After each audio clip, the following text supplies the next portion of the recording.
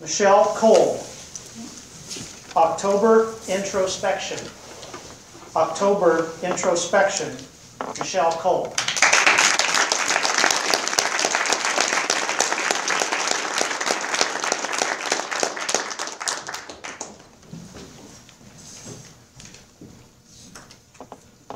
Have you ever had a time in your life where you thought everything was going perfectly, only to find out a short time later things were not exactly as they seemed?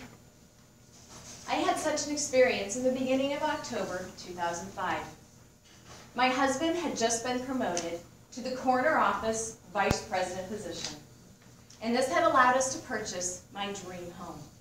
It was brand new, 5,000 square feet, on 5 acres just outside of New York City.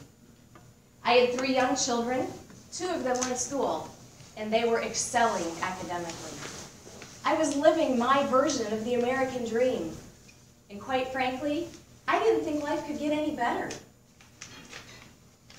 That illusion of perfection was shattered one morning, though, because as I got up and was getting ready for the day, my hand brushed against a lump that it had never felt before. And although that lump was small and rather inconspicuous, to this day, I can still feel the dread crawl up my back like a spider as I realize the implications of what that lump might be.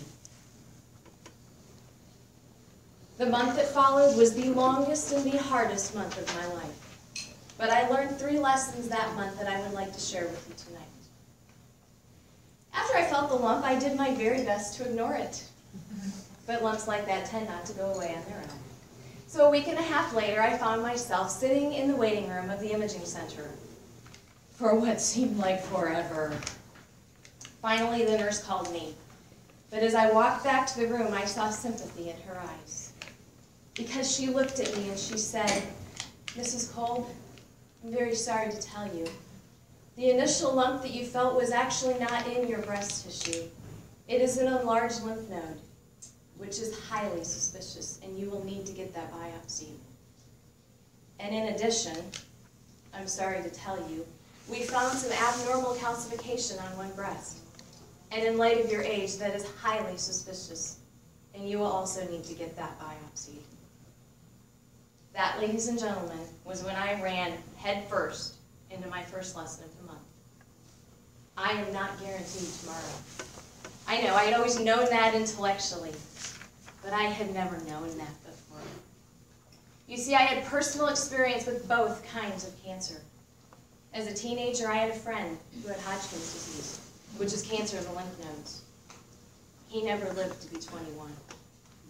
At that exact moment in time, I had a friend my age. We were room moms together when our kids were in kindergarten. She was dying of cancer. She would not make it to that Christmas. So in my heart, I knew without exaggeration, if either one of these tests was positive, it was a potential death sentence. Over the next couple of days, I tried to imagine what life would be like for my family if I was not in it. And I started to see my children grow up and graduate from high school and get married without me.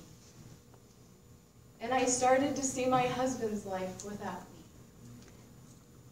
And it was at that point in time that I came to the most difficult decision I have ever made in my entire life. And that was that if something was to happen to me, I would want my husband to get remarried. I would want him to be loved, and my children deserved a mother figure. But ladies and gentlemen, that means, practically speaking, I can be replaced.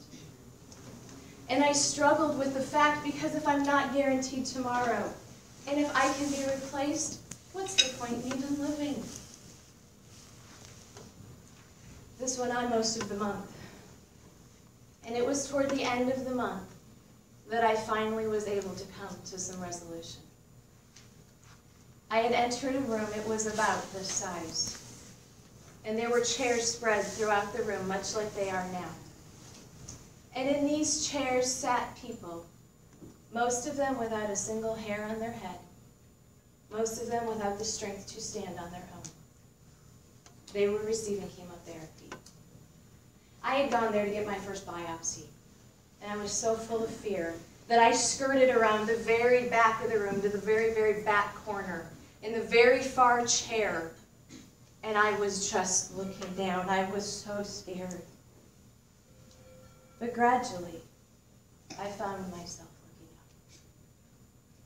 Gradually, I found myself walking toward one lady. And gradually, I knelt down and I was encouraging her. And that's when it started to hit me. That if my life was to have any meaning whatsoever after I was gone, my life had to become more than money. It had to become more than the size of my house and what people thought of me. It could no longer be about me.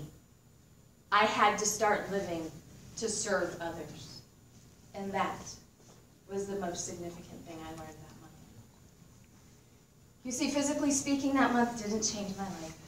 Thankfully, both tests were negative and I do not have cancer. But practically and philosophically speaking, my life has been changed forever. I share this story with you tonight because I believe that what I learned applies to every single one of us in this room. We don't like to think about it, but ladies and gentlemen, no one in this room is guaranteed to wake up tomorrow morning. And no matter how important or how special we are, every single one of us can be replaced. And in light of that fact, I want to ask you, based on how you're living your life, will you leave a legacy after you're gone?